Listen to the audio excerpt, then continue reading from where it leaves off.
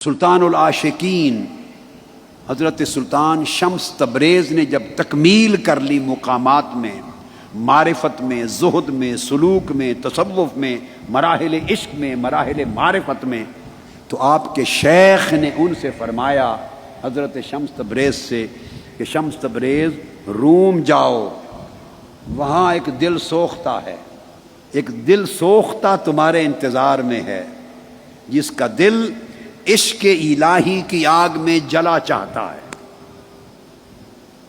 اس کے لیے روم جاؤ۔ ایک روایت۔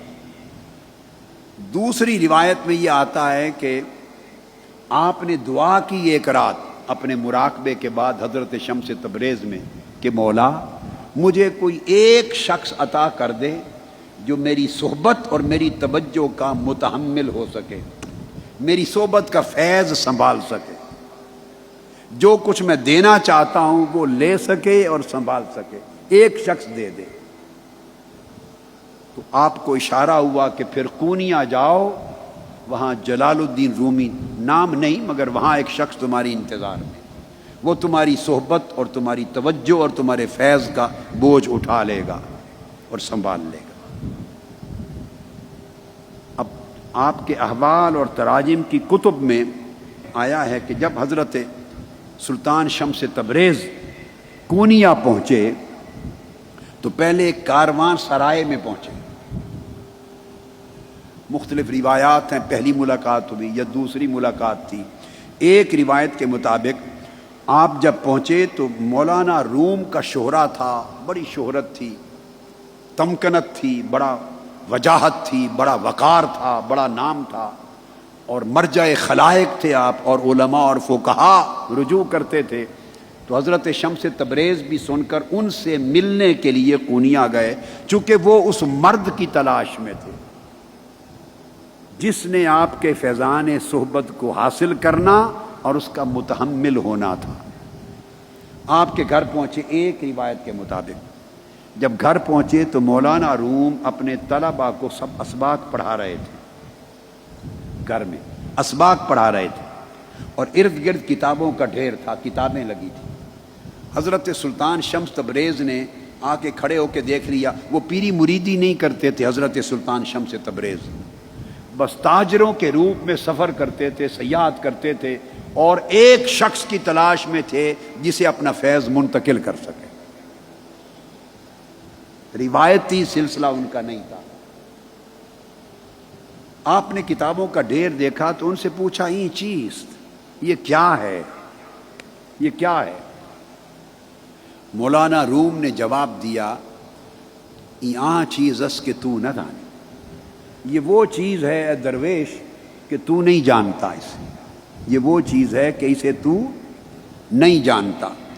اس روایت کے مطابق الجواہر المضیہ کتاب ہے احناف کے علماء اور فقہا کے طبقات پر، اس کی روایت کے مطابق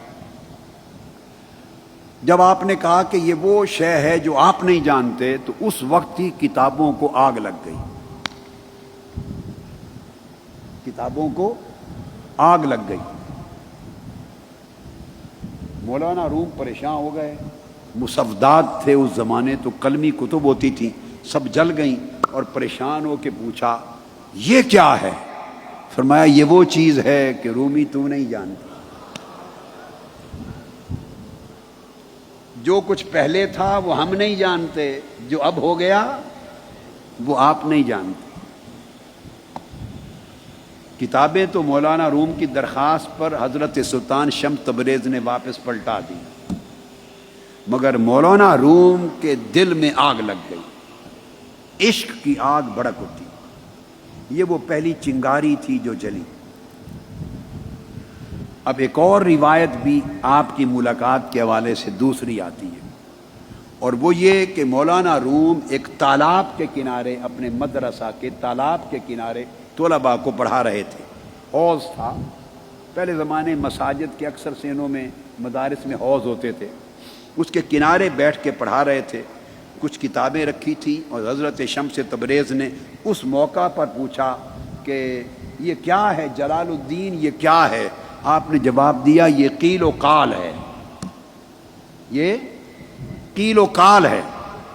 مولانا روم اٹھے، حضرت سلطان شمس تبریز نے ساری کتابیں اٹھا کے اس تالاب میں پھینک دی، پانی میں۔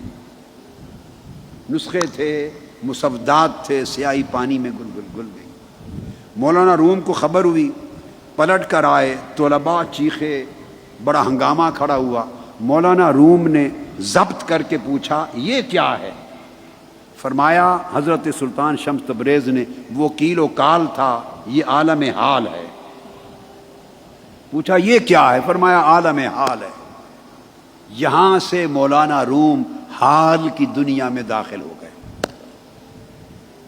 حال کی دنیا میں داخل ہو گئے۔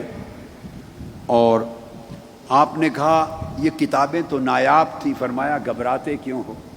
آپ تالاب میں اترے اور کتابیں نکال نکال کے واپس کر دی، اور ایک ایک کتاب کو جھاڑتے تھے، بجائے پانی کے گرد نکلتی تھی۔ وہ پوچھتے رہے یہ کیا ہے؟ فرمایا وہ قیل و کال تھا، اب یہ عالم حال ہے۔